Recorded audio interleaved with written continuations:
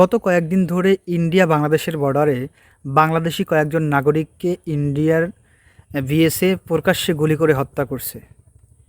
এটার প্রতিবাদ জানাই। এখন আমার কথা হলো কি, বাংলাদেশের বিজিবি তারা মারে না কেন? তারা পারে না নাকি হ্যাডাম নাই?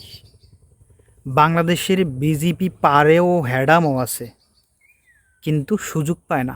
কেমন সুযোগ পায় না? আমার এই কথা শোনার পরে আমাকে অনেকে ইন্ডিয়ার দালাল বলতে পারেন, ইন্ডিয়া বলতে পারেন, ইন্ডিয়ার সাপোর্ট বলতে পারেন। এটা নিয়ে আমার কোনো মাথা ব্যথা নেই, আপনি বলতেই পারেন।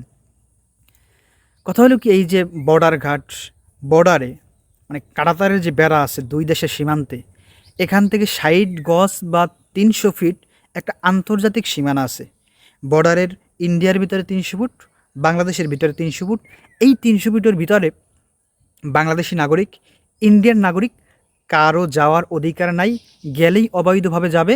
ওখানে গেলে আপনার ইন্ডিয়ান বিএসএফ গুলি করতে পারবে, বাংলাদেশের বিজেপি গুলি করতে পারবে।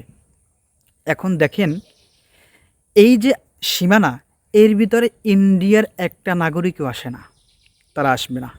আর বাংলাদেশি খাউজালা নাগরিকরা এদের গরু বাছুর নিজেরা সব জায়গায় ওইয়ের মধ্যেই মরবে।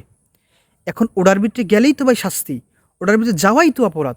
ওই সীমানার ভিতরে গেলেই তো আপনাকে প্রকাশ্যে গুলি করা তার জন্য বৈধ। আপনি খোঁজ নিয়ে দেখেন যে মূল কাহিনীটা এরকমই, হয়তো গরু আনতে গেছে, কিছু আনতে গেছে, এই জন্য মারা গেছে। ভাই তোমার গরু তো ওই জায়গায় যাওয়ার মানে যাইতে পারে না, ওই জায়গায় যাওয়া তো অপরাধ। যাবে কেন? কিন্তু আমাকে বাঙালিরা যাবে, যাওয়ার পর গুলি খাবে, এইপর বলবে কি ইন্ডিয়া গুলি করে মারছে। ইন্ডিয়া তো গুলি করে মারছে সত্য, কিন্তু অপরাধ তুমি ওই জায়গায় যাইতে পারো না, গেছো, এইটা অপরাধ। এই হলো আমাকে বাঙালিক অবস্থা।